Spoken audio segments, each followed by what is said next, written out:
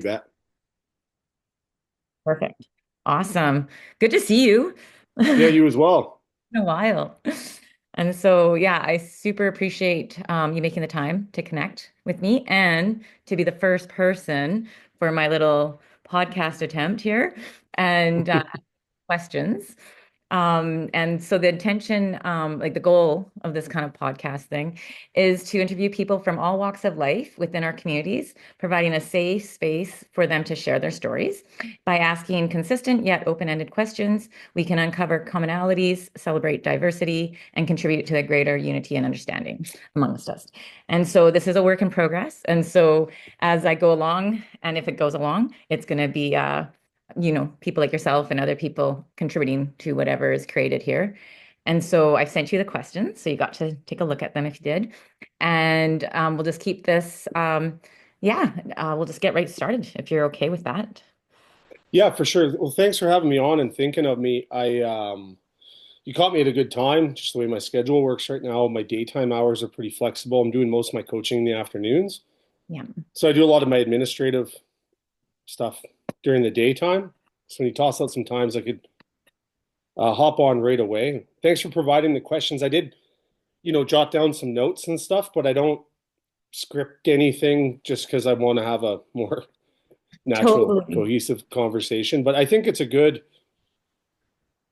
initiative that you're taking, especially in a time, we're heading into, well, there was just a provincial election not long ago in BC, heading into a federal election. There's all sorts of stuff happening domestically and internationally in terms of policy and trade wars and conflict and all the way down to like municipal levels um and so I I think there's value in opening up opportunities and talking to a lot of people from different perspectives because it's all a real human aspect and everybody kind of gets stuck behind, okay, I saw this on the news. I go into a specific echo chamber. We have discussions with like-minded people, and then that's the viewpoint that you're constructed by. Yeah. And I try to actively uh, gather my information from all different areas to enhance my viewpoint. So I look forward to seeing who else you have on so I can hear their Yeah. perspectives. Well, I appreciate that hugely because this is kind of the first run. And with that permission, like I will send you the thing to make sure that it's you approve for me to share it. And then from there, Yeah, got other people that are interested in that I feel as it gets out there, then more people might engage, right? And for that sure. there within this, like me and you have had conversations in the past, and we won't even go into those, but this is where if there's a space then me and you can connect again and talk about specific things because that was something in the past when I've done interviews with you. Your wealth of knowledge and passion and real desire to try to understand things and see both sides and see different perspectives. I really admired that, and that's why reaching out to you, I was just and then yeah, I just really appreciate your courage for one because you've done Facebook posts on different things that can be controversial, and I really admire your willingness to dig into the uncomfortable places. Yeah, So, thanks. Yeah, I mean, blessing and a curse, I guess. yeah, Sometimes yeah, people don't like my perspective. yeah, Sometimes people do. I don't think it's possible to make everybody happy all the time, and I recognize that. But and not that I think that my perspective is even of value to people and stuff. It's just like I guess, and I think about these things, and I'm like, okay, well, what about this perspective? And if people enjoy it, and I don't even mind, some of the feedback when it comes, some critical thought, and not just someone immediately jumping down your throat, being like, "You're an idiot." And I'm like, well, that's a good start.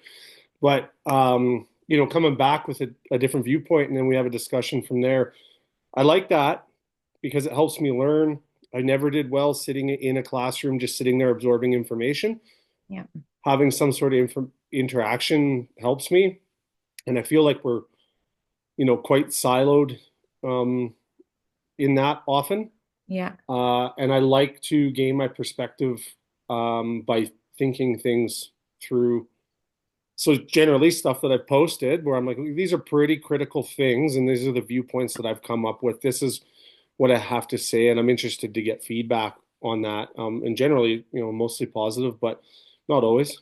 Yeah, well, it's a huge amount of courage, and that's something when I've heard you speak, I don't feel so alone, right? And then it gives me a little bit Fair of enough. courage to speak to other things. I not agree with everything you're saying or whatever either, but it's just like it empowers me to also be like, Mhm. and one of the things just with this podcast, like the whole like this has been a long, I've had this thing in like for a long time nagging at me.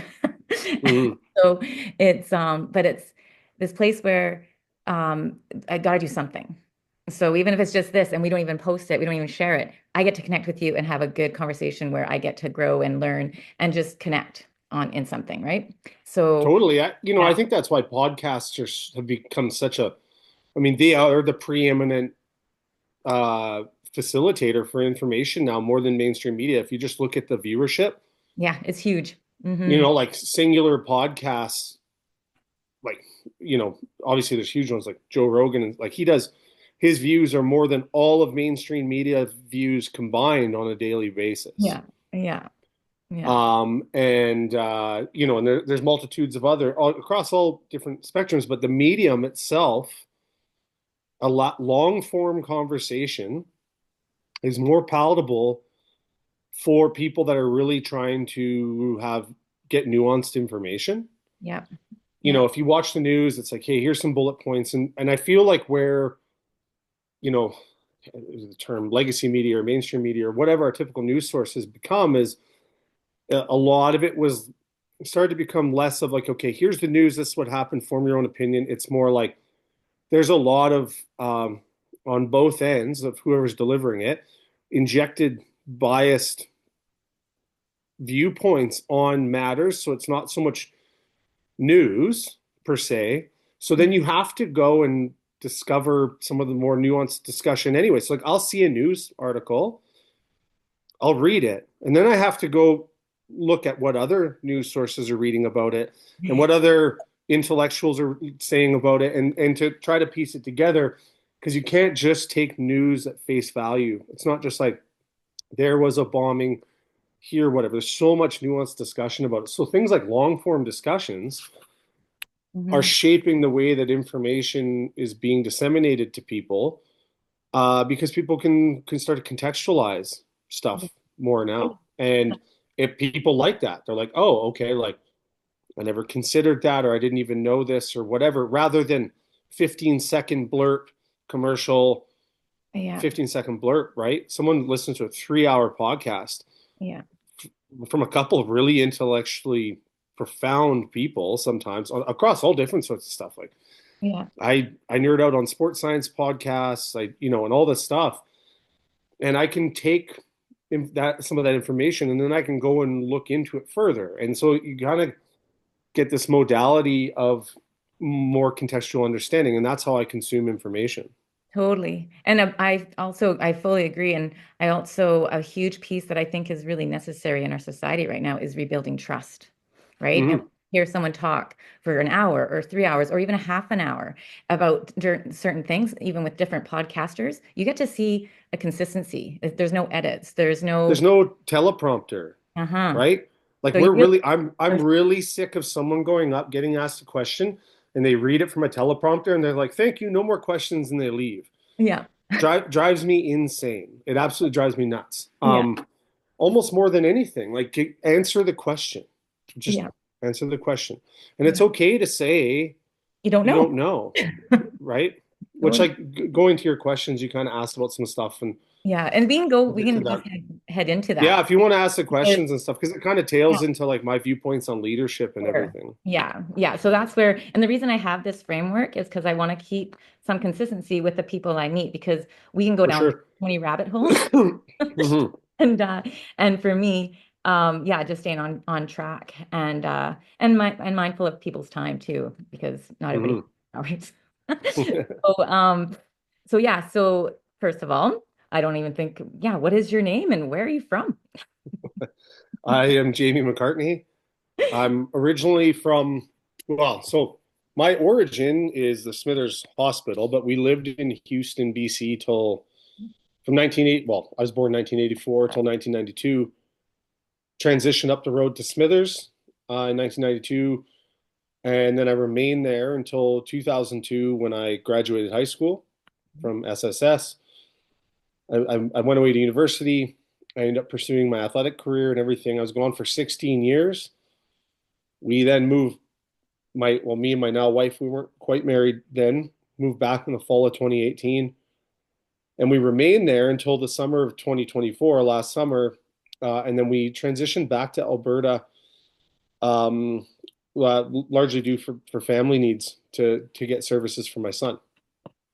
So I've actually been back and forth between BC and Alberta a number of times. Lethbridge is where I'm at now. And this is where I started university back 23 years ago. So Cool. Full circle. 22, like, yeah, 22 from when we moved. It's almost 23 now. And where would you consider home then? Like, do you still consider BC more Smithers home? is home. Yeah, Smithers is home to me. It'll always be home. I have my business there, like Titan Performance is there, which I'm expanding operations here, which is excellent. But everywhere I always went, I always observed Smithers as kind of being my home base. But I mean, for the foreseeable future here, right now, like we've set up home shop here to make sure my kids have everything that they need. Mhm. And but my parents, my mom, my stepfather are still up in Smithers, so we go back regularly. I'm probably back every couple months, every 2 to 3 months now.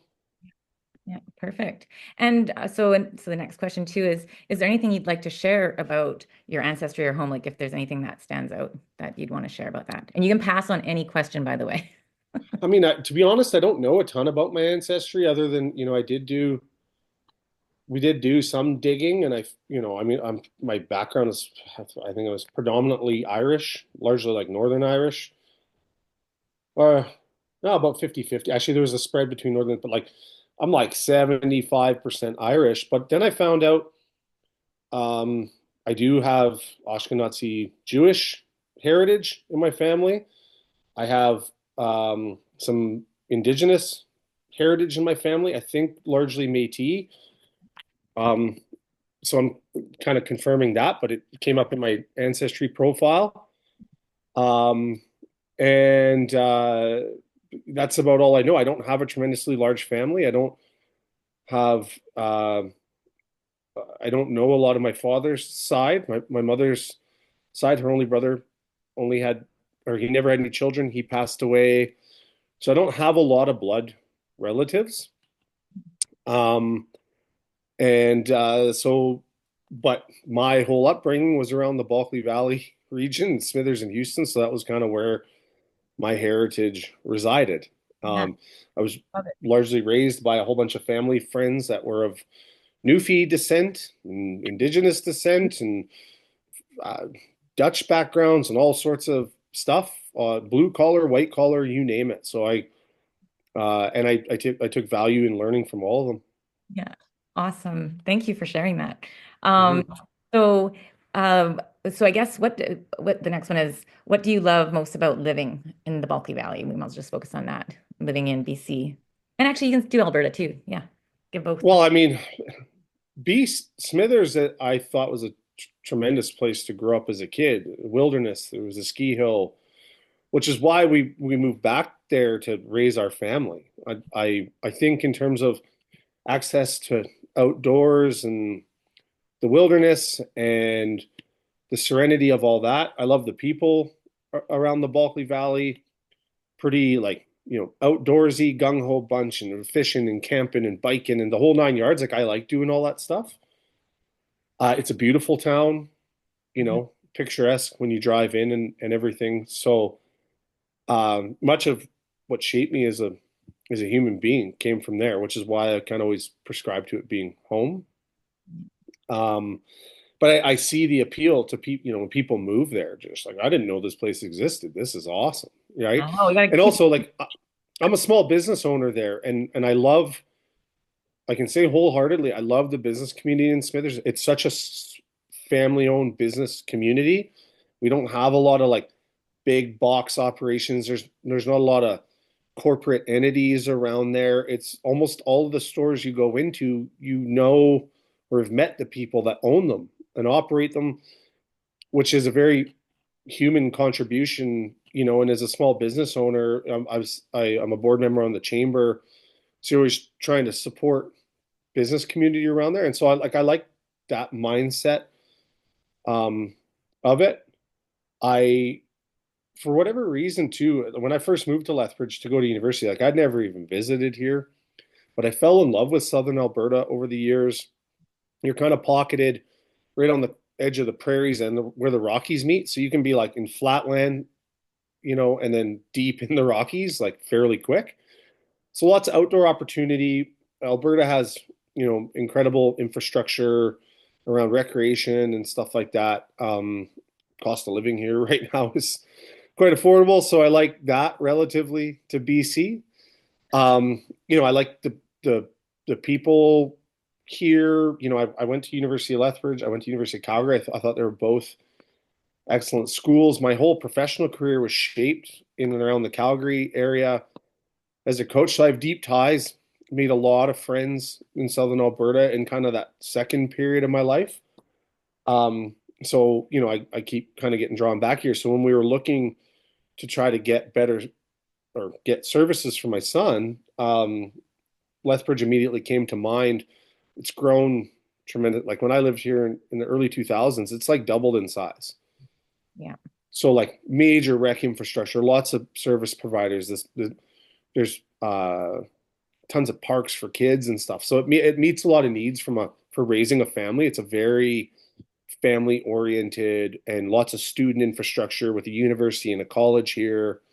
So it offers a lot of that. And like, you can actually from the west side here, you can see the mountains. So I can be in Fernie in an hour and 45. I can go to Castle Mountain. We can go down to, you know, Glacier National Park in Montana.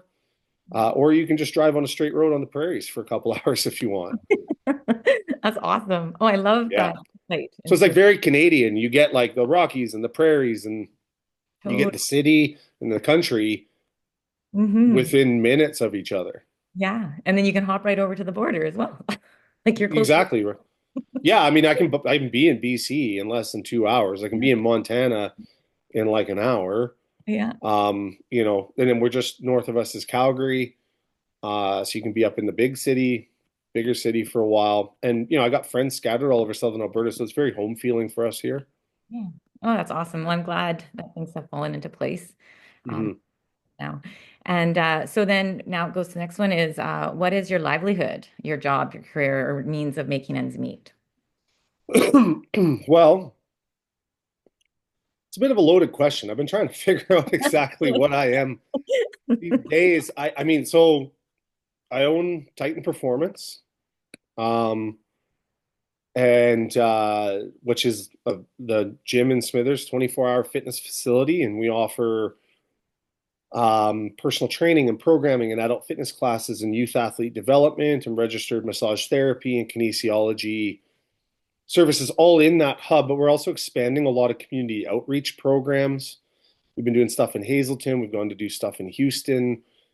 Um, we get involved with a lot of the sports teams in the community, providing strength and conditioning. So the oversight of that business as a whole is my livelihood. But within that, I still coach quite a bit. I'm probably coaching 15 hours a week right now, um, along with all that. So I still identify as a coach, but I am a business owner and operator, um, as part of that. But the majority of my career, I was a high performance athlete development specialist. I worked with multiple different national teams, Olympic organizations, both on the technical side on some sports, like for bobsled, for instance, and on the ski side with ski coaching to the strength and conditioning and sports science, and integrated support team management. So working with the physiotherapists, massage therapists, and team doctors and orthopedic surgeons and the technical staff on the kind of holistic oversight of the athletes, physical and mental development and skill development. So I've been very fortunate in my career as a coach to have a pretty diverse portfolio of, I wasn't just in the weight room with athletes. I was on the hill. I was coaching on the bobsled track. I'm dealing with the sports med staff, mental performance staff, the actual technical coaches and heads of the program across a variety of different sports. So I kind of just said yes to everything, and I tried to become a jack of all Yeah, trades and to totally. excel in those things. So what, my means, I guess, is some sort of performance director, coordinator, business owner. Yeah, But jack of I all. guess yeah, that's what pays the bills. Yeah. Yeah. And the next And question actually goes into kind of just segues into that is like, what is your passion? Like, what brings you joy? Like, just hearing you speak to all these things, I yeah, so I feel actually passion. I made some notes on this. So if I look at my phone, I'm not, just to keep me on task, I'm not deviating. But my number one passion now is being a dad. Um, I love being a dad, and a husband and like a father kind of from that perspective. And or at least attempting to be a good father. I really take a lot of pride in that. I like I think, a lot of parents would say that, but has profoundly superseded my, passion for coaching and everything like that. I really like that. And I probably will wear my coach hat with, uh, as a father and stuff, but I very much enjoy being a dad and a husband and in that sense. And then, um, but outside of that, my obviously one is sport and sport performance and fitness and human performance, everything we talked about.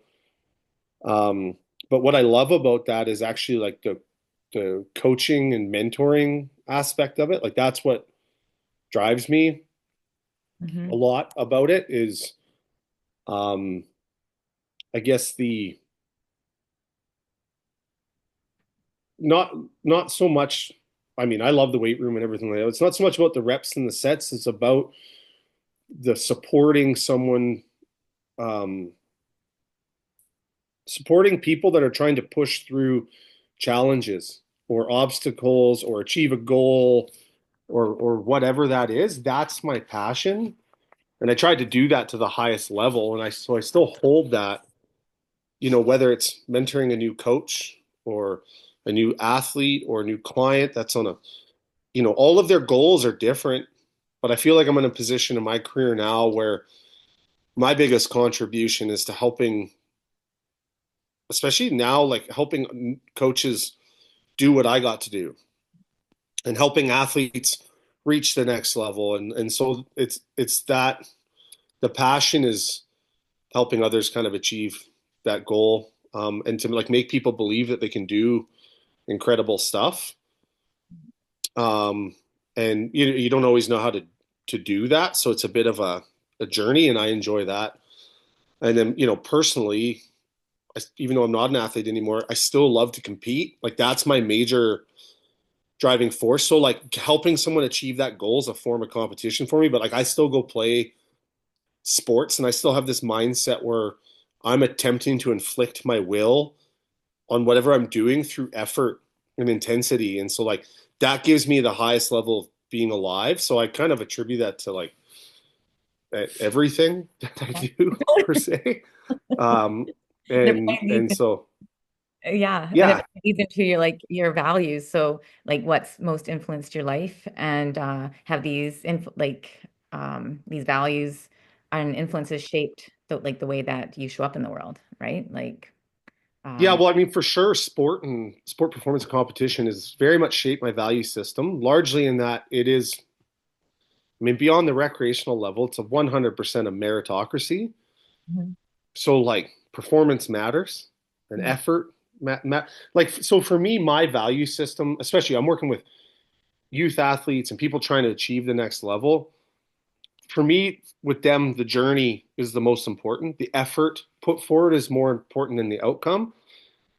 But at the very highest levels, which is where I operated for a long time, everything is based on performance. Right. And so like that shaped me. I understand that the lens that I look through is often based off of that. So I hold my need for performance to be very high. Mhm. But how I get there is always based off of effort and intent. Yeah. And so I value everything that I look at is through the lens of effort and intent and the courage to try hard enough at something that knowing full well that there's a high probability of failure. Yeah. Yeah. So you're not really afraid of failure then, because you're always No, pushing. you can't. Well, it couldn't be, right? It can't be. Totally. And I'll give you an example of why, and this helped shape me. So when I left Smithers and I was living in Southern Alberta, I decided I was 18 going on 19 that I was going to start playing football. I was going to try, which is very late to start that sport, especially because I was attempting to do it at the next level, at the post uh, secondary level with the Calgary Colts, which is junior football, the CJFL. So like these are the guys that were the upper level of their teams that moved on to the next level, and they've been playing since they were 7, 8 years old. Uh, and so I just decided I was going to try. I figured I was probably going to get cut right away, but if I got an opportunity, so I actually like kind of hounded the team. I had a friend bug the coaches to give me a tryout. I just showed up in Calgary for workouts and hung out outside the stadium until like they let me come in. And then I tried, and I think just the act of like showing up and trying and putting forth an effort caught their eye, and were like, "Oh, we can teach you how to play football, but like it's really hard to drive this kind of effort in people." And that immediately clicked for me. That became a driving force in everything that I did. And so I try to instill that in the people that I work with, Yeah. that it and it ended up leading. Like then football led to well, higher that led to higher levels of football. It led to me getting my education. It led to me making the national bobsled team. It led to me getting my job with the national alpine ski team. That moment Mhm. led to all that.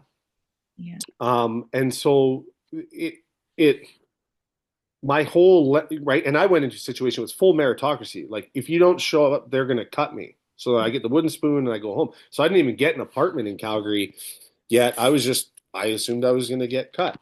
And so when I got into that world, it's like, okay, it doesn't matter what walk of life you're from, where you're from, what you look like, whatever. And even if you give 100% effort, you might still not make it. But like everybody was on the same playing field. I understood that. My brain could comprehend that. And so I was like, I'm just going to wake up every day with the intent to go out and, for lack of a better term, bring absolute war to whoever I'm facing because Yeah. they're trying to take my job and I'm trying to take theirs. Yeah. Yeah. And so that was the lens that my early adulthood was developed through. So Yeah. that's all I really knew. Now, obviously, learning later how to, uh, I guess, use that in a more gentle fashion. And so it framed my value system to be, not necessarily based with other people on the outcome of the performance, but the performance of their effort. If I were to grade you solely on effort and intent, no matter what the outcome was, but grade you solely on that. And so that shaped what I was doing. Every day I'm going to wake up. I'm going to try to achieve something through effort and intent. And so I'm aware that that's the lens that I look through. And so I have to sometimes take a step back and recognize that not everybody looks through that lens. But I also do firmly believe that much of the world around us could use more of that attitude. Like I do believe that. Yeah. So Yeah, well, that inspiration, and it's just you modeling it, right? You are practicing what you preach, and that just showing up is everything. Because some yeah, people just getting out of bed, if they're really sick or whatever's going on, getting out of bed and making your bed could be like a huge thing, and then hopefully you keep progressing. But it's just like those are like keep showing up, right? And yeah, I can't. yeah, yeah. And I'd take it even one step further, like just showing up. So showing up is a feat for a lot of people. But then it's like, okay, just showing up, you got that nailed. Now what? Yeah, Right? I'm gonna show up and I'm gonna give effort. So like when I work with young athletes and stuff, a lot of times when we're talking about how I'm providing feedback and what I'm expecting when they come in, I'm like, I don't expect perfection. I expect effort. We'll deal with everything else and laying it out. But it's very relieving to them because they can tangibly measure that well before they can measure the performance outcome. yeah, totally. Oh. I love it. Yeah, and so we'll come back to the questions. I just saw a little 10-minute warning come up. So if we do get cut off, I'll just restart. Like I'll send you Yeah, a totally. but but yeah, so I kind of like I think I'm gonna read these two just together because I think you've actually addressed both of them kind of in that part, but I'm just gonna ask the questions and then you can speak more to it if something more comes from it. Hmm. So the with the influences and values was what has influenced you the most in your life? How have these influences shaped your values and the way you show up in the world? And then what does success mean to you? And what does leadership mean to you? What qualities do you think make a strong leader? So kind of with all that, that's kind of Yeah. like package. Well, so for me now, success for sure is providing a happy and fulfilling life for my family. 100%. I hold that on the pedestal. If I feel like that's moving in the right direction, I feel like I'm successful, right? Mhm. Like it's not like a dollar amount or anything. It's like, can I get the service providers from my son? Can can I get them into all the activities that I want them into? Are they happy? Are they healthy? Are they being fed good, nutritious food? Do they feel loved? Is dad present? Those type of things for me are success. But ultimately, the sign of success for me, and I always come back to this, as if, and this is kind of morbid, but this keeps me honest about it, is if I were to pass away today and you take away all the money and all the wins and all the losses and achievements and everything you've done, um, how do people remember you, right? How do they remember your character, your values, your principles, your courage, your loyalty, your humility, your honesty, your compassion, your kindness?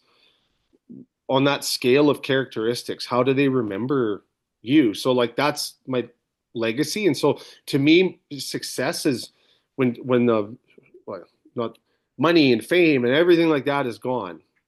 What is your legacy? How would people remember you as a person? Did you stand up for people? Did you stand up for what you believed in? Uh, did you truly try hard? Did you try to support people?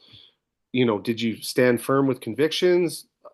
Do you have the humility to admit when you're wrong? Did you have the humility to admit when you didn't know? All those type of things. So I try to live my life based off of those characteristics as a sign of success, with the firm belief that the outcomes of performance will come with them. But at the end of the day, if you take all that stuff and you're either just ash or you're in the ground or however you go, your legacy, right? It's like, oh, he had $1 billion, but he's an a-hole. Yeah, Okay, right? And some of the greatest people I ever met did not value money at all. For me, the financial value and everything is success is so I can provide my family with what I believe they need and they deserve. But the lasting impression is the character that you provide to people and how they remember you and what you pass on to your kids so that they're the same. I love that.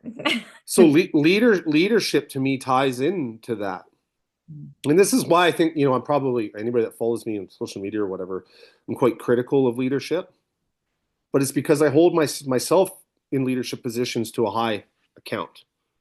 So when I see dishonesty, or I see like lack of principles and hypocrisy or lack of courage and stuff like that in leadership roles, it enrages me to a degree because I'm like, I don't respect you as a leader, right? I just don't. I used to be afraid to say that because I didn't want to ever offend anybody. But I think it's offensive for people in leadership positions to not hold true to those characteristics. And when I can clearly see that they're not, I immediately have no choice but to dismiss them based off of their principles to a degree. I try not to, and I always want to hear people out. But when I see that, or I see people's intentions, or they're conflicted in stuff like that, and they don't stand firm with honesty, um, I see that as weak leadership. So for me, leadership is all those things: character, values. What are your principles? Are you courageous? Are you honest? Are you loyal? Are you compassionate? humility is a big one, like in leadership roles, being able to see someone that you hold in a high accord. Let's say, gets asked a question. Here's a perfect example. When was the last time you saw any politician get asked a question and they're like, you know what, I don't know, but me and my team are going to go back and we're going to find out the best answer right now and we're going to start to game plan this. Yeah. Yeah. When have you seen that? Not very often. That's like number one for me. Any team that I've ever coached or been a leader on or anything like that, if I'm not actively willing to do that right away, I already know I'm going to have a challenge gaining their respect. So say with athletes, because their career is somewhat in my hands. So in order for them to know I'm working in their best interest, A, I don't know all the answers to everything. Mhm. They know that. So they're just looking to sniff out the BS. And B, if I don't know, am I willing to show them that I'm willing to go down that journey with them to figure out the answer? Yeah. It also Um, empowers them too to also help you. sorry? It also, I feel, when you own that you don't own that you don't know something, it empowers them to also maybe help you understand or For like sure. the What's your process. input? Yeah. Yeah, right. And so, and not to equate everything I've done to, but when you look at leadership, when you look at the leadership of businesses on the corporate side or the political side or whatever, I see a lack of that humility that I think would go a long way societally and reduce a lot of the vitriol. But when someone says they have all the answers, um, or that they evade questions, it seems dishonest. It seems disingenuous to me. Um, so because of that, I hold that on at a very high level in the hierarchy of leadership. I think, within that too, like your principle, hypocrisy is a big one. And not that we don't all have some level of hypocritical tendencies, but to be aware of them, I think there's a lack of awareness of hypocrisy. Like a bunch of people flying on their private jets to a climate accord for them to be like, you guys need to not drive and take your family vacations. It's hard for me to take that seriously, Yeah. especially in an age where like me and you are having a communication over Zoom, Yeah. Totally. So true. right? Like if you firmly believe that we need to reduce CO2 emissions, have your climate accord on a Zoom call. Till Yeah. you do that, I don't really want to hear what you have to say about, you know, me taking a couple extra 100 kilometers to take my kids on a family vacation. Mhm. So, and it's just from like a valued perspective, like you said, practice what you preach kind of thing. And I know it's more nuanced than that, and I just use that as an example, but we see it all the time, um, Yeah. in all aspects of our life, and you see this level of hypocrisy, and a lot of it comes to a lack of leadership, Yeah. And or a lack humility, of, you yeah, said. a Mhm. lack of strong character in leadership roles, and um, it's unfortunate. I don't know how you get away from it, but that's the value that I hold myself to if I'm in leadership positions. But which is why I'm not. Maybe there's way too much conflict of interest. People are willing to sell their soul to get to where they are, and Yeah. not everybody is. Thank you, Jamie. So we've got 1 minute left, so I'll send you Mm. another link, and then we only have a couple more questions, and then but this Okay. oh great. Is Uh, that okay? Or yeah, totally. Do we need another link, or can I just sign back in with the? actually, yeah, you can just sign back in. Yeah, Yeah. we'll sign out and then sign back in. Okay. Perfect. Cool. Okay, thanks. See you soon. Yeah, All no right, problem. back in action. Yeah, so the next couple questions are definitely more, or could lead into more controversial kind of things and definitely rabbit holes. So don't have to go, we don't have to go deep into any of it. That can be a follow-up thing if there's anything that like we want to maybe connect again more on. But it's around community concerns and solutions. And are there any concerns you'd like to share? And what solutions or ideas do you have for addressing these concerns? So we can keep it kind of simple because I know you Hmm. have a lot that you can offer, and that's what I like about this. Yeah, I mean, I wish I was concerned about less, and I try to be concerned about less, but I'm genuinely concerned about a lot of same thing. A lot of people are um, concerned about. I mean, obviously, some of the things that come to mind is the economic viability in Canada right now, affordability, you know, the addiction crisis. And these are things that I think about fairly regularly. Unfortunately, I've lost a number of friends to the addiction crisis. I know a lot of people that are feeling the pressure financially. I'm a business owner and I got a family and we do all this stuff and it's just incessantly costly. So I think these are all things at the forefront. I think about solutions a lot.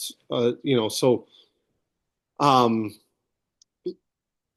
for instance, the economic viability of Canada, and I made a video about this, like the economic diversity of Canada, unfortunately, has been very mismanaged, right? We've been very like singularly focused on exporting and importing too. Like we don't maintain a lot of sovereignty in producing a lot of our own things, like medicine, for instance. Like China pretty much produces majority of a lot of our medicines. 76% of our exports go to the United States. Another large swath only go to China, right? We have interprovincial trade barriers in our own country.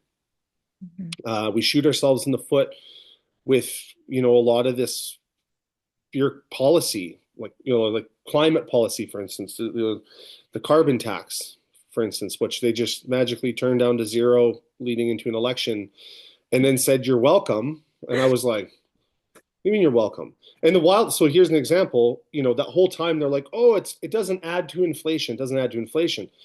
The second they turned it down, the inflation numbers came out and it clearly signaled that there was a pretty significant contribution to inflation based off of the carbon tax.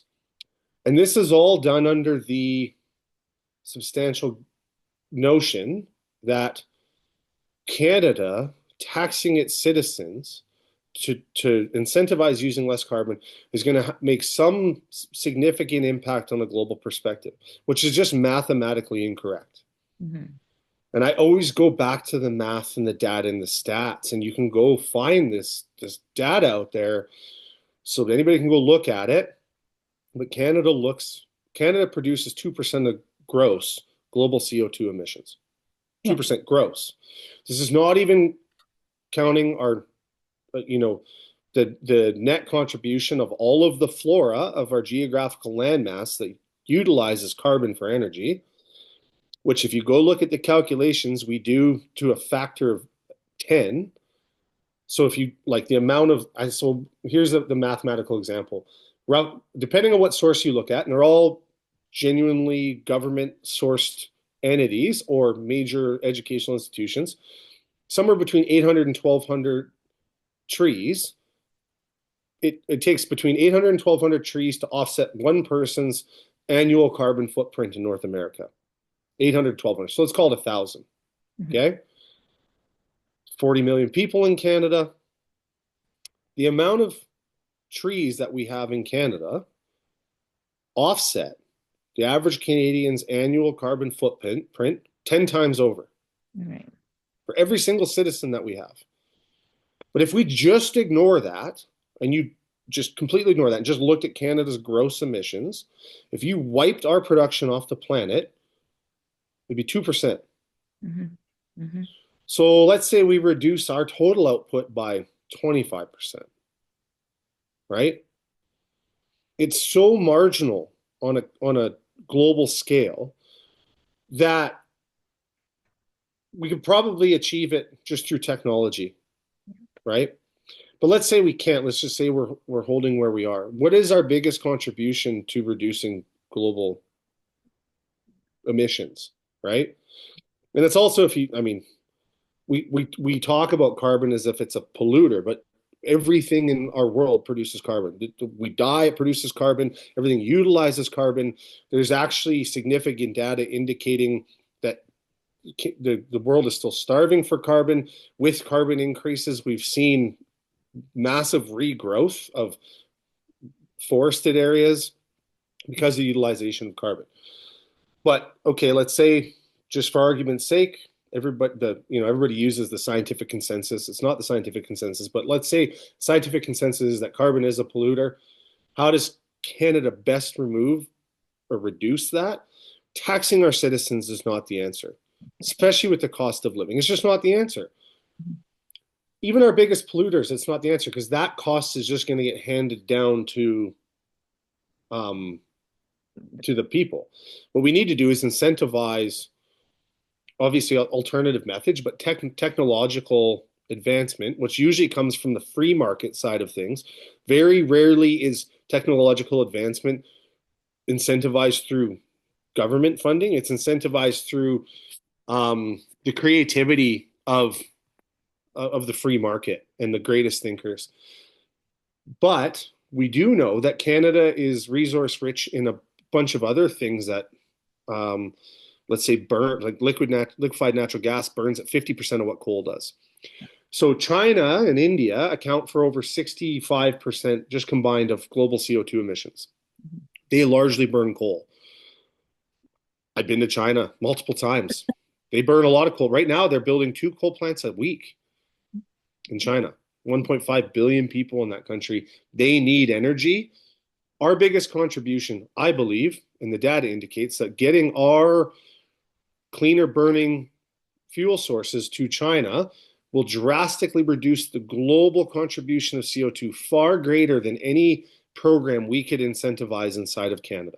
Mm-hmm. Yeah. So do I want to reduce pollution? For sure. Should we be burning cleaner fuel sources than coal? Absolutely. It's just how we're getting there in Canada seems very ill-advised. It seems kind of nefarious to me because then you have these green slush funds and they're like, we have to carbon tax. It's existential. And then we're 6 weeks out from an election. They're like, oh, we're just going to turn it down. And then we're going to say, you're welcome. And you're like, what? You guys could just do this the whole time? You could just save us 30 cents a liter at the pump when people are getting crushed by inflation and by taxes. You can just do that. So that sows distrust, right? I know it sows distrust in me because it's not, like I go back, it's not honest. It's not candid. There's a high level of hypocrisy in it. And it lends me to believe that it comes from a sense of control, right?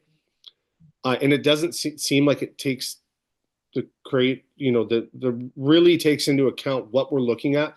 Because if it's a global climate emergency, Canada's 40 million people, there's 8 billion people on the planet.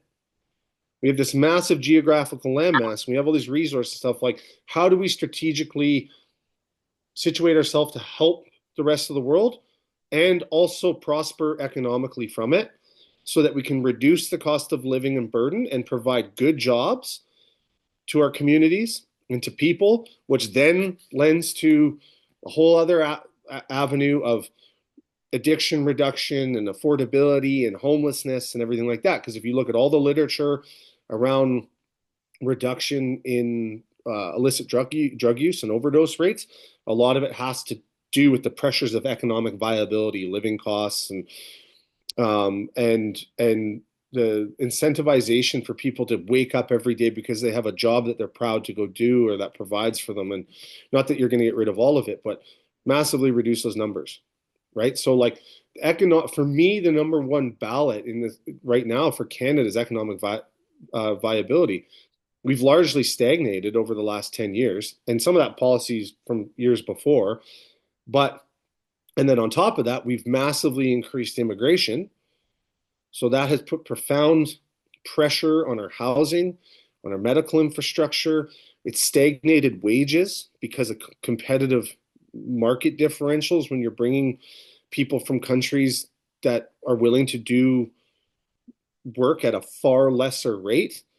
And then employers kind of have to because the cost of operations have gone up so much, right? Because of carbon tax and corporate tax and property tax. And like, I can tell you, I own a business with a building in Smithers. Like, even since we opened in 2022, energy costs have gone up, property taxes have gone up, wages, minimum wage went up in BC. All of those incremental costs and services go up. And then your margins deplete. And then so you have to charge more for your services to the consumer. And then they are all under the same economic pressures, so less people can afford the service. And we provide a service that's based around health and wellness and well-being and stuff. So I get really creative in working with corporate partners, and we're going after funding and grants to offset costs to families. One of my mandates is to try to provide youth services at a low cost, because I don't want to price. I want to get to the kids that need it the most, right? Like that's what I want. So those are the things that I worry about a lot. The economic viability for my family moving forward. So, my son has autism. We don't know what his future holds, and I want to make sure that he can economically survive well beyond my years. And when you see, in the next generation, just to be able to buy a house, right? Or whatever, when you see that, it creates a sense of desperation for people. Like I feel the pressures. I'm looking at the next generation, and like the thought of buying a house to them is just like it's insane. So I feel terrible for them in that front. So that worries me. But a big one that's at the forefront right now is certainly, and it all ties together, is the opioid crisis or the overdose crisis. And that one I have some thoughts on in the model that we employ. So did you ever watch the show Intervention? Um, I'm not sure. No, I don't think I have, but I will. It was on TV. You can probably find it. It was on A&E for years, like I literally decades, I think. And essentially, what it was is it was a series that got up close and personal with people that were dealing with addictions, and their families and loved ones had an intervention with professionals, and it documents the whole thing. And it was very enlightening for people to see. And one of the biggest take homes that I took from it, because I used to watch it all the time, and I think largely because there is history of addiction in my family, and was around it and stuff, growing up and even into my adult life. And like I said, I've lost some friends to it. But at that time, when I watched it, one of the biggest contributing factors to addiction was the enablement from a loved one or a family member or whatever. So you'd always have this case like Johnny is an alcoholic and addicted to cocaine, and like he can't stop. But he always goes and gets money from his mom. His mom always bails him out and yada, yada, yada. So the rest of the family goes to have an intervention. They have a pre-intervention with the mother to say, in order for this to work, you have to stop enabling him. If you don't stop enabling him, the cycle will continue. The only way you're going to save your son's life is if you put your foot down and say, I'm not giving you any more money, I'm not doing anything else. You are cut off until you go to treatment. That was literally the theme every single time. There was always someone enabling. And now I look at policies that enable addiction. There's no compulsory uh, um, compulsion to finish rehabilitative programs. I think it's Ireland. Someone can fact check me on this. I believe it's Ireland. They have a compulsory statute that if someone voluntarily admits themselves to a treatment program, they have to finish it. It's compulsory at that point. And it's under I think the Compassionate Care Act of some sort, in that an addict is at the highest level of danger to themselves and the public when they are weaning off drugs. So if you can just withdraw yourself from a program, which like at the toxicity level and addiction level of the drugs right now are so high, very few people voluntarily go in there, and in the middle of weaning themselves off of the most toxic junk that we've ever seen on the market, have the wherewithal to stay the course, right, and finish. So the recidivism rates are super high. So our model right now, although it's framed as compassionate care, is not compassionate to me. It's not compassionate to society and the people operating societally that are getting up every day and working and paying taxes. It's not compassionate to the person that's dealing with addiction, because when they're weaning off those drugs, they are not psychologically of the right mind. and they're at the greatest risk of harming themselves and crime and harming other people when they voluntarily leave those programs. So I'm pretty sure it's Ireland. Once you're in, you're in. They also, if you have multiple related charges, criminal charges, whether they're drug related or you've known to have drug issues when they completed them, they are compelled to go into a treatment program where there's medical oversight in weaning them off the drugs, and then they have outpatient care for the psychological trauma and stuff that they're dealing with. But like, you're not going to deal with someone's psychological trauma when they're addicted to opioids. You have to wean them off. They're not the same person. They're not. They don't have the full control of their brain at that point. Their executive function is 100% being driven by getting the next fix to that drug. That's how strong the addiction is. And I feel like the people that made the policies don't know that because they haven't dealt with that. And you have all these advocacy groups that push for this, but then if you go look at where like a lot of money is being squandered through these programs. Yeah, I appreciate you speaking so much to this because Yeah, and I know I'm doing all the speaking and I'm yammering on, but these you ask the questions, these are my honest answers. I think we need to get to a place where there's some level of expectation societally that we are to contribute. And now there are people in places that need more help, absolutely unequivocally. The major problem is, and you can see it all the way to the pressure on our medical system, and you can go talk to any ER doctor right now in BC, they're being overrun by ODs and the same people coming in and overdosing.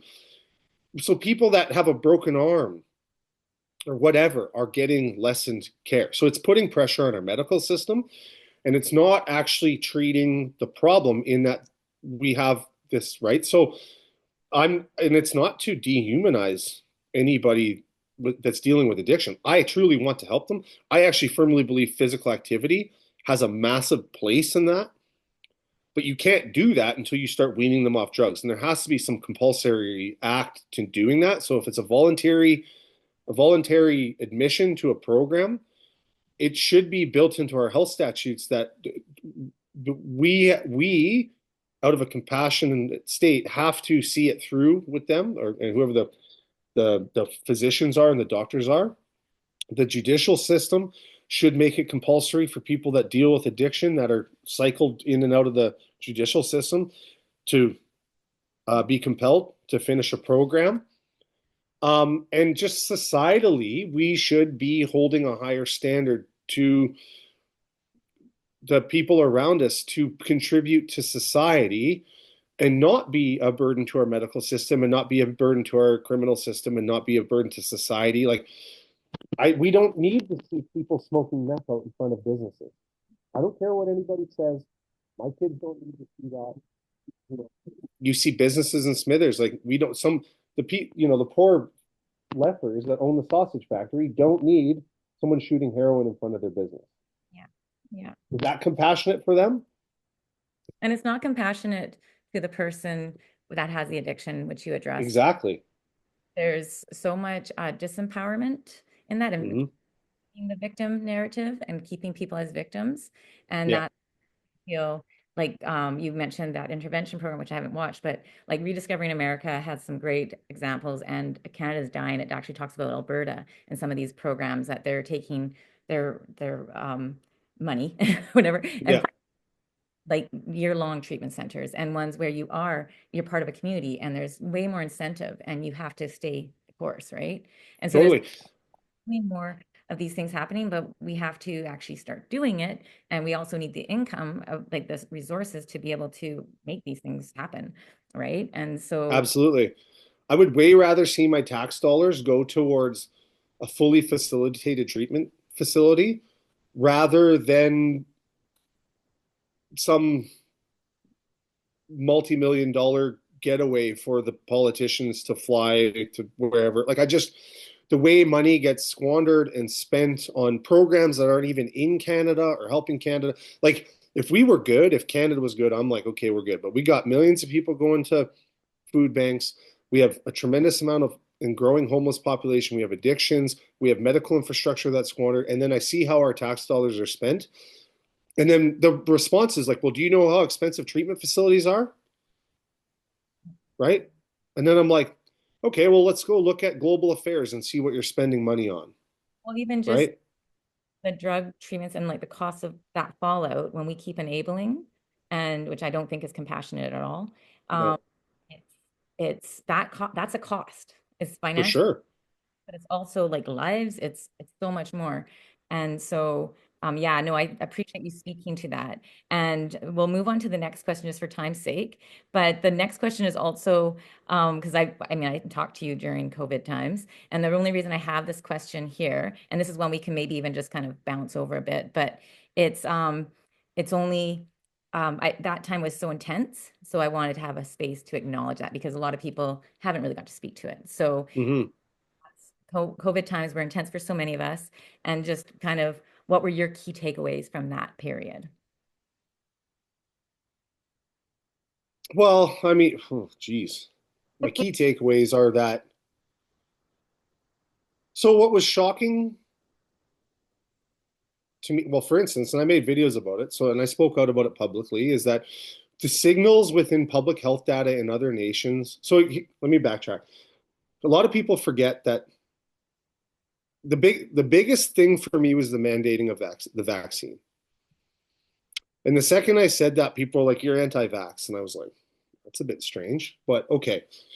No, I'm not. I totally believe in people, if it's made available and people have informed consent, which is of the utmost important in our medical system, or so I've been told and I've read about in the statute in there, is that informed consent is critical. But the mandating it in the way that we mandated it, under the assumption that it stopped infection and stopped transmission, therefore it was a demonstrable justification behind it. And that was reiterated in mainstream media. But at the same time, I was looking at signals out of other nations because I don't know if people remember Canada was late to procurement Mhm. of the vaccines. So we actually got to watch Israel and Denmark roll out their public programs. And their public health data within 6 weeks to 2 months was very clearly indicating it wasn't stopping infection, wasn't stopping transmission. Fine. It's like a flu shot. Okay. But no one was, they weren't willing to admit that. They fought tooth and nail to not admit that it didn't stop infection. So everybody would be like, right? I'd be like, well, what about like my, and I equate it to my body, my choice. And like everybody's like, well, that's different because you taking it saves someone else's life. I'm like, no, it doesn't. There's actually no medical indication that that's true. If someone else takes it and it applies protection for them, then that's fine. But me taking it has no bearing on your life because it doesn't stop infection, doesn't stop transmission.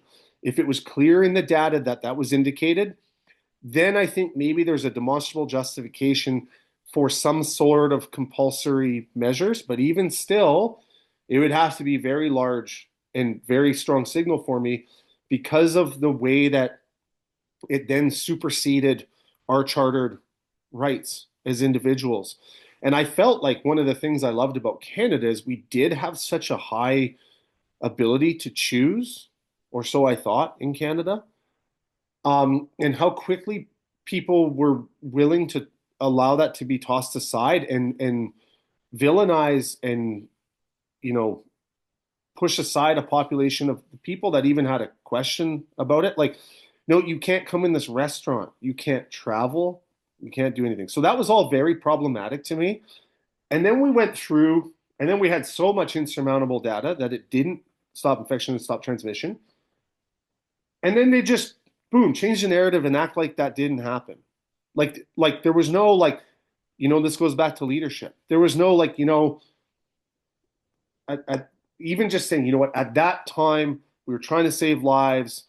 We thought this was the best course of action. As in data came out, because there was no long or medium term data, therefore it is experimental by definition, which I once again I had no problem with under the assumption that if there was demonstrable justification, but we didn't have any longer medium term data. We only had very short term data, very small sample sizes through the clinical trials, and then there was an emergency use authorization granted. So then you're collecting data up after. there was no turning around and saying, hey, you know what? Like, that was wrong. We should have never, right? And like Canada had like a 78% of the population, eligible population, took it voluntarily, and then they mandated it. And for me, it was in Canada, it was clearly to uh, back the platform because remember Trudeau called a snap election.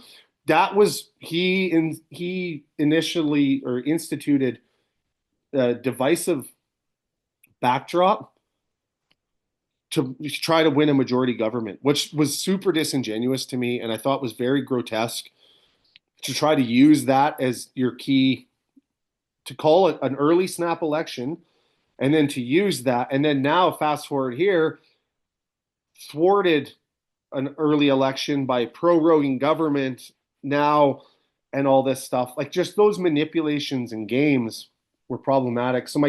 But my key take home was, and the media parroted and everything, and everybody turned around, and then there was no reflection by those same people, and not that they have to, come in and smack themselves around about it, but like, okay, well, what did we learn from this? Well, we really overreached a lot of charter rights out of fear and uncertainty, and we really demonstrated like um, a very quick and acute ability to segregate a population um, for whatever reason, and then justify it, and then like really grotesquely attack them in the media, like saying that these people shouldn't get beds and whatever. And it just seemed very un-Canadian to me in terms of our values.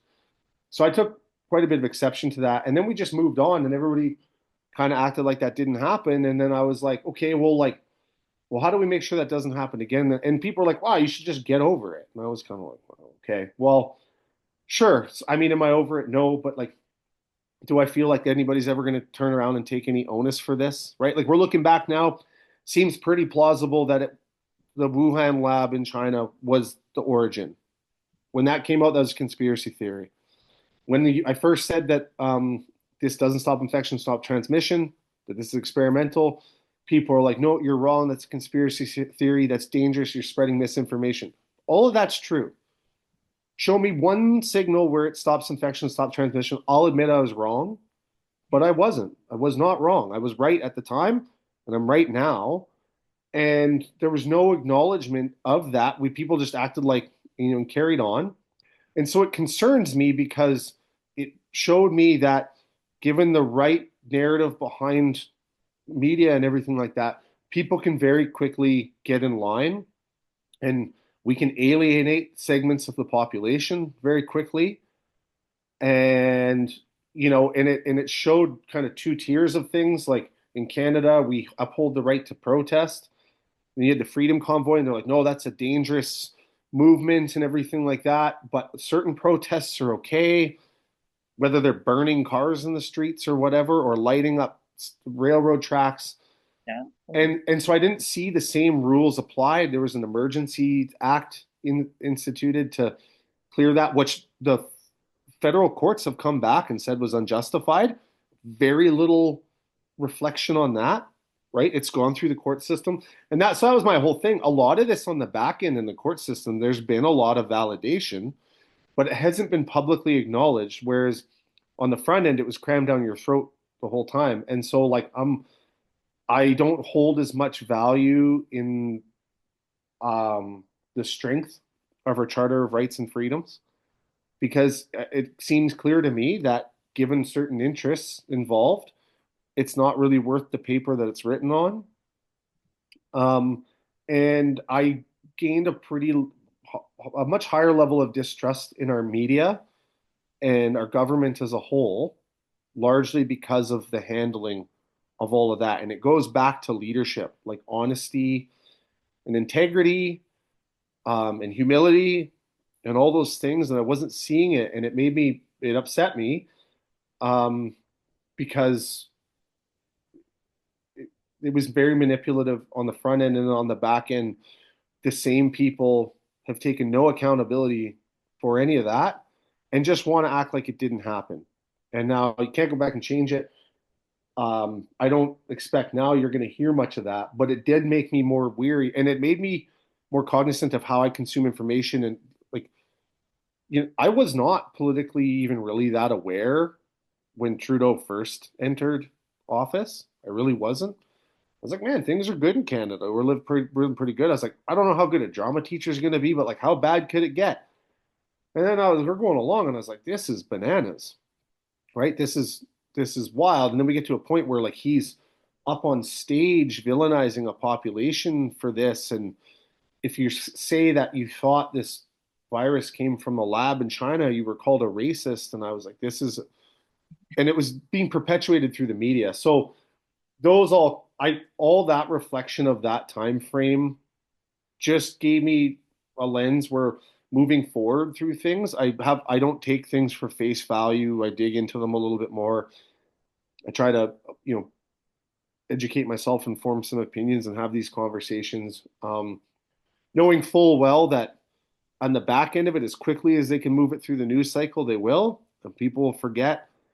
And I just try to want to be aware, but like, what here we are now, we're going to move forward. Hopefully we learn from it. I don't know if we will. I think that's the biggest thing. Like I feel myself and you and many others, like we're learning from it. And a piece of it is around leadership, like those values and things like that got really clear to where I like who I am kind of thing. Yeah. There is real hurt feeling still. Like I'm still recovering from whatever. And because it that time affected so many people in so many different ways, right? And Hmm. we're now in a place where we can, kind of just rehash a little bit. But this is like I look forward to when we can just have this conversation at the bar and be like, hey, yeah, like that was a crazy time, and actually be honest about that. It was really hard for a lot of people, like really Totally was. And awful. I get why it was hard for people. Like I don't fault a lot of people for, to just going along to get along. I'm going to do what I'm told to do kind of thing. Like I understand that. I inherently am not like that. Like always, from a young kid on, I had a hard time just, examples of, teachers like, well, you do this, you just do this. I'm like, well, why? Yeah, Right. And it was a nuisance. I probably pissed a lot of teachers off. I was like, no, because I can't learn something unless I understand it. I'm like, well, why does it work? yeah, Why do we do that? And that inquisition, and what concerned me is you're told you're told that that's a good characteristic, but my pretty much most of my public school upbringing, it was very much clear that that was not a great characteristic, and it ruffled a lot of feathers. And then, right, like they're like, oh, it's great, you're inquisitive, you're a critical thinker, like that's how you want to be, except for when you're in school, or except for when you're asking politicians questions, and except for here. And I'm kind of like, no, I think that that is a good thing, and that we should embrace that. But I was always kind of like that, and so it. I don't. I never had an ability to take things. Someone's like, "Oh, you have to do this." I'm like, "Well, why? Like, why is it good for me? Why is it good for you? Why is it like?" Or even Matt, they're like, "Yeah, you just plug the equation." I'm like, "Well, why? Like, why does it work?" And they're like, "Just plug in the equation." I was like, "That's not going to do it for me. I'm sorry." And I always thought that was a fault. I thought when I was younger, I would do that all the time, and I would get reprimanded for being like disruptive. So I thought I was not very smart. Like I thought I wasn't getting something, but that's just how I learn and make sense of everything. So I'm going to keep asking questions and, trying to figure stuff out. But, you know, I, if I look at what's going on around us and I see things don't seem right, I'm probably inclined to speak up about it, um, because uh, that's just been in my nature for for as long as I can remember. and that's something, and yeah, it does speak to our natures, right? And a reality for us all is that until things get hard, most people, we don't really deal with things until it actually is in our face. Like Canada right now is really starting to deal with some things because, with the Trump and all that kind of stuff. We won't even go into that, but like stuff has to happen to make us engage sometimes, right? And I For felt sure. Yeah. I mean, absolutely. And all these things have created, like I said, I was completely apathetic to the governance of our country and the politics, the economy, and everything for a very long time. Like I don't think I even voted till 2019. You know what I mean? Like I just didn't. I was like, yeah, it's good. We're good. We're Canadian, man. Like we're awesome. And then, and I always wore the Canadian patch. And then I literally had someone say to my face once, I was wearing because I always had Canada gear in an airport. Someone tell me that what I was wearing was a representation of oppression and racism, straight to my face. And I was like, what is happening? It was a sense of pride for me to wear that. I thought I was representing Canada.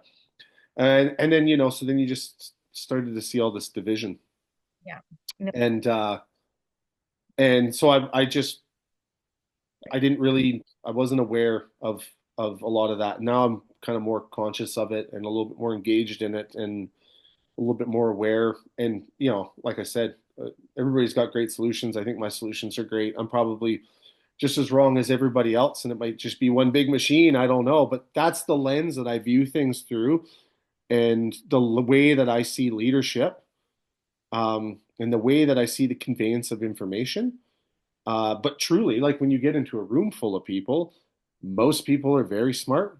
They're articulate. They have great understanding of stuff and everything. Just the lens that they see things through their experience. And so I always have to recognize, like, my lens is meritocracy, and so that's how I see things through. So, and I don't see things aligned with that, right? And data and everything, and it's less about feeling yeah. for me. It's more about like, okay, well, what's the data? Like, pushing bobsleds. Like, okay, what does the timesheet say? That guy's faster than you. What do you want me to do?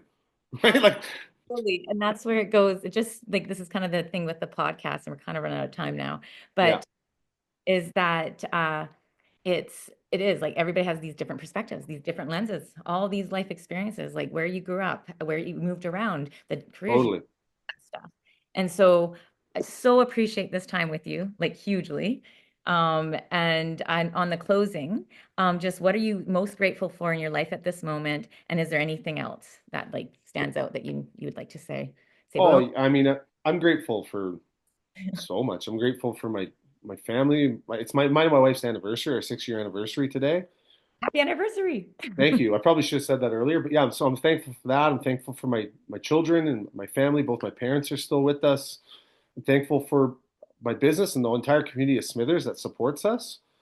Like we get a tremendous amount of support, I believe, and good feedback. So I'm thankful for that. I am truly thankful, even though I just spent a couple hours here kind of smack talking a lot about Canada. I am thankful for a lot of Canada. I've been around the world a lot. We have a lot of great things. I'm so thankful for Canada that I just want to see it move on a path that is right. And I'm just concerned of the path that it's on. I don't want to lose what Canada was. Yeah. I don't want it to be a post-national state. I want it to be Canada. That's what and I'm thankful for the nation that I grew up in. That's what I want that for my kids. Oh, I love it. Yeah. Well, I'm grateful once again for you and your courage to like meet with me and speak and No just problem. showing up in our community. Like it's huge. And I just, yeah, appreciate your passion and your expertise. Like you've done a lot of things. So I probably said all sorts of wrong stuff, but that's okay. I don't know if I'm an expert, but I definitely have opinions, and Yeah. And it's, I thank you for hearing mine. yeah. Well, thank you for taking the time. And Yeah. yeah, we'll be in touch again. Okay. Take care, Lisa. Great Bye. chat. Bye.